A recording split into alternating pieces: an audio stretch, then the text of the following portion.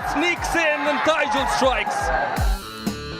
বোলারদের কল্যাণে সিলেট টেস্টের দ্বিতীয় দিন বাংলাদেশের বাবরকে ফাঁদে ফেলে আরও একবার সফল নাহিদ।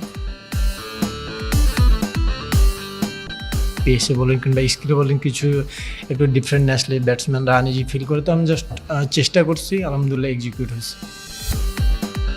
বিসিবি নির্বাচনে কাউন্সিলর হলেন মাহমুদুল্লাহ। ভোটার তালিকায় মন্ত্রী, এমপি, রাজনীতিবিদ আর পরিবারের সদস্যদের আধিক্য। শুরুতে ক্রিকেটের খবর। সিলেট টেস্টের দ্বিতীয় দিনটা বাংলাদেশের 156 রানের লিড স্বাগতিকদের। 3 উইকেটে 100 রান নিয়ে দিন শেষ করেছে স্বাগতিকরা, আর পাকিস্তান অল আউট হয়েছে 232 রানে। সিলেট থেকে আশিক রুদ্রের রিপোর্ট। আক্ষেপের নাম মুমিনুল হক। দিনের শেষ ওভারে বিদায় নিলেন এ অভিজ্ঞ ব্যাটার। হাসি মুখে মাঠ ছাড়ার বদলে হতাশ নাজমুল শান্ত। তবুও সিলেট টেস্টে এগিয়ে বাংলাদেশ দ্বিতীয় দিনেই পাচ্ছে জয়ের সুবাস। তানজিদ তামিমের অভিষেকটা ভালো হয়নি, তবে রানে ফিরেছেন মাহমুদুল হাসান জয়। টানা 3 ইনিংসে ব্যর্থতার পর পেয়েছেন হাফ সেঞ্চুরির দেখা। বেশি আগ্রাসী হতে গিয়ে বাউন্ডারি লাইনে ক্যাচ দিয়ে ফেরেন, তবে মঞ্চটা তৈরি করে দিয়েছে টাইগার বোলাররা। দিনের প্রথম আঘাত তাসকিন আহমেদের। আব্দুল্লাহ ফজলের পর আরেক ওপেনার আজান আওয়াইজও এই ডানহাতি পেসারের শিকার। অফ ফর্ম থেকে বের হতে পারেননি শান মাসুদ। মেহেদি মিরাজের বলে সহজ ক্যাচ তুলে দেন পাক অধিনায়ক। সৌদ শাকিলও মিরাজের ঘূর্ণিতে বিভ্রান্ত।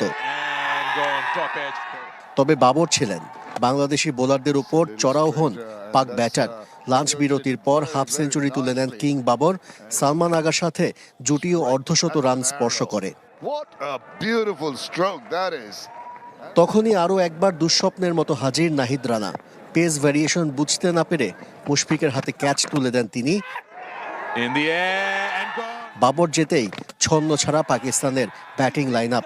সালমান, রিজওয়ান ও হাসান আলীকে ফেরান তাইজুল ইসলাম। আরও বড় লিড নিয়ে দ্বিতীয় ইনিংসে ব্যাট করতে নামতে পারত বাংলাদেশ, তবে সাজিদ খানের অপ্রত্যাশিত ঝড়ো ব্যাটিং ক্ষণিকের জন্য অস্বস্তি নিয়ে আসে টাইগার ডেরায়।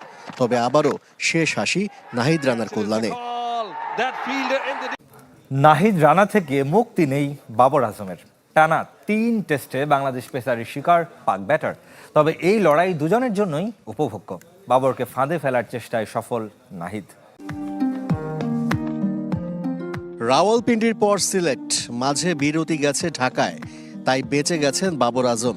টানা 3 টেস্টে একজনের কাছেই পরাস্ত বাবর আজম। নাহিদ রানা এখন তাই তার কাছে দুঃস্বপ্ন।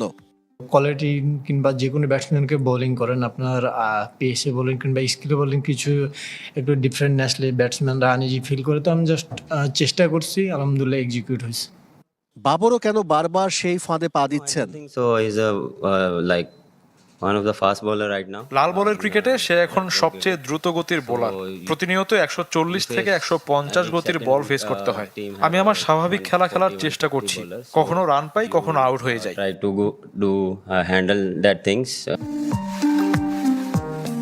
যথারীতি স্বল্পভাষী নাহিদ রানা নিজের আবেগ লুকিয়ে রেখেছেন, তাই বাবর আজমের উইকেট তার কাছে আলাদা কিছু নয়। প্রত্যেকটা ব্যাটসম্যানকে আউট করতে মজা লাগে, কারণ প্রত্যেকটা উইকেটই আমার জন্য ইম্পর্টেন্ট এবং আমার টিমের জন্য। আমি জাস্ট আমার প্রসেসের মধ্যে থাকার চেষ্টা করি এবং চেষ্টা করি যে কেমনে আমার প্ল্যান এক্সিকিউট করে আমার টিমকে হেল্প করা যায়। আন্তর্জাতিক সার্কিটে প্রবল প্রতিপক্ষ দুজন পিএসএল এ খেলেছেন একই দলে। একসাথে পেশোয়ার জালমিকে করেছেন চ্যাম্পিয়ন। ক্রিকেট বোর্ড নির্বাচনে কাউন্সিলর তালিকা চূড়ান্ত হয়েছে। প্রথমবার ভোটার হলেন মাহমুদুল্লাহ। নির্বাচনের মাঠে তামিম ইকবাল সহ অ্যাডহক কমিটির 8 সদস্য। তালিকা আছেন মন্ত্রী, এমপি, রাজনীতিবিদ ও তাদের পরিবারের সদস্যরা, এমনকি সাবেক ফুটবলারও। ক্রিকেট বোর্ডে শুরু নির্বাচনের আমেজ। রোববার বিকালে বিসিবির নোটিশ বোর্ডে ঝুলেছে খসড়া ভোটার তালিকা।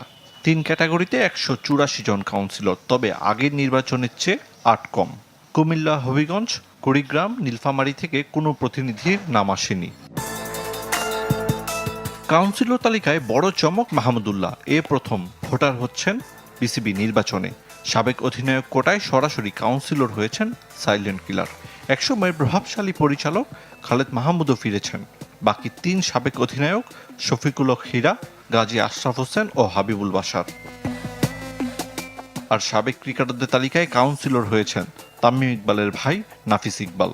তার সঙ্গে প্রথমবার ডলার মাহমুদ, নাইম ইসলাম, নাদিস চৌধুরী, শামসুর রহমানরা। ক্লাব ক্যাটাগরি থেকে আলোচিত নাম মোহামেডানের মাসুদুজ্জামান। আবাহনীর হয়ে নির্বাচনের মাঠে ফাহিম সিনহা। অ্যাডহক কমিটির সভাপতি তামিম ইকবাল থাকছেন ওল্ড ডিওএইচএস-এর কাউন্সিলর পরিচয়ে। তামিমের সাথে বর্তমান অ্যাডহক কমিটির 7 সদস্য কাউন্সিলর হয়েছেন বোর্ডের আসন্ন নির্বাচনে। সালমান ইস্পাহানি, আতাহার আলী, রাশনা ইমামের নাম নেই। এবার রাজনীতিবিদ আর তাদের ছেলে আত্মীয়দের আধিক্য কাউন্সিলর তালিকায়। সরাসরি মন্ত্রী আছেন 2 জন। রাজনীতিবিদ পরিবারের সদস্য অসংখ্য। ইয়াসির আব্বাস, ইসরাফিল খসরু, ইব্রাহিম আহমেদের সাথে তালিকায় ইশরাক হোসেনের মতো নতুন মুখ। সাবেক ফুটবলার জাহিদ পারভেজ হয়েছেন ক্রিকেট বোর্ডের কাউন্সিলর। জাতীয় ক্রীড়া পরিষদ কোটায় আপত্তি ও শুনানির জন্য সময় দিয়ে 19 মে চূড়ান্ত ভোটার তালিকা প্রকাশ করবে নির্বাচন কমিশন। 7 জুনের বিসিবি নির্বাচনে কোনো হস্তক্ষেপ না করার কথা জানিয়েছেন হাইকোর্ট। বিসিবি নির্বাচন স্থগিত চেয়ে রবিবার আবেদন করেন মোশাররফ হোসেন নামে একজন। সেই রিটের শুনানিতে বিচারপতি রাজিক জলিল ও বিচারপতি দেবাশিস রায় চৌধুরীর বেঞ্চ এই মন্তব্য করেন। রিটের পক্ষে ছিলেন অ্যাডভোকেট মহসিন রশিদ। রাষ্ট্রপক্ষে শুনানি করেন অ্যাটর্নি জেনারেল মোহাম্মদ রুহুল কুদ্দুস কাজল। বিসিবির পক্ষে ছিলেন ব্যারিস্টার মাহিন এম রহমান। এদিকে বিসিবির অ্যাডহক কমিটি বাতিল চেয়ে বুলবুল সহ 12 সাবেক পরিচালকের করা রিট শুনবেন হাইকোর্ট। আমিনুল ইসলাম বুলবুলের বোর্ড ক্রিকেটারদের সঙ্গে কথা না বলেই সিদ্ধান্ত নিত। গেল টি-20 বিশ্বকাপ নিয়ে নেওয়া সিদ্ধান্ত তেমনই ছিল। বিসিবি আয়োজিত 4 ছক্কা পডকাস্টে এসব বলেছেন টি-20 অধিনায়ক লিটন দাস। খারাপ সময়ে পরিবার থেকে পূর্ণ সমর্থন পান টাইগার উইকেটরক্ষক ব্যাটার। পরিসংখ্যানের বিচারে নিজেকেই বাংলাদেশের সর্বকালের সেরা অধিনায়কও দাবি করেছেন লিটন দাস। লিটন দাসের এই আত্মবিশ্বাসটাই হয়তো তাকে এগিয়ে নেয় সামনের পথে। না হলে দুর্যোগের মুহূর্তেও দলকে একা কিভাবে টেনে নিয়ে যান। সিলেট টেস্টে পাকিস্তানকে কাঁপিয়ে দিয়েছেন একা হাতে। দেশের ইতিহাসে সর্বকালের সেরা অধিনায়কের দাবি করা হয়তো আলোচনার জন্ম দিয়েছে। তবে সেরা হওয়ার তাড়না তাকে যে তাড়িয়ে বেড়ায় সেটা স্পষ্ট হয় মাঠের পারফরমেন্সেই।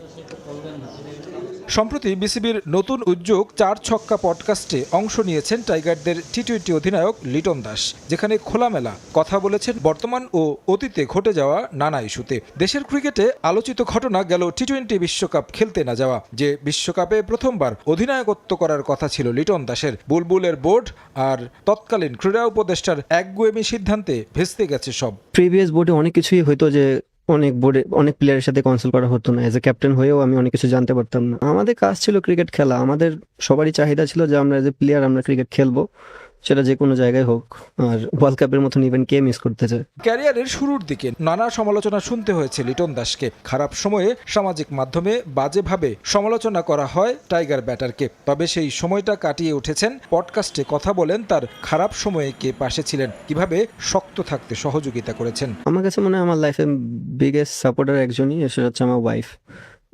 নট অনলি যে আমি ক্রিকেট খেলি এর জন্য, বাট আমার কাছে মনে হয় প্রত্যেকটা মানুষের জীবনে একজন সাপোর্টার থাকে, সেটা তার ওয়াইফ। বিকজ সবচেয়ে বেশি সময় তার সাথে পার করে। ওই দিক দিয়ে বলবো যে অনেক হেল্পফুল। এবং অনেক সময় হয় না যে পারফরমেন্স না করলে আপসেটটা অটোমেটিক চলে আসে, বিকজ আপনি পরিশ্রম করেন পারফরমেন্স করার জন্য। বাট ওই একটা সার্টেন টাইম থেকে যে সময়টা ওয়াইফের হেল্পটা অনেক দরকার পড়ে, আমার মনে হয় এই দিক দিয়ে আমার ওয়াইফ। পডকাস্টে প্রশ্নের উত্তরে কথা বলেন বাংলাদেশের সর্বকালের সেরা অধিনায়ক নিয়ে। সেখানে নিজেকেই রাখলেন সবার উপরে।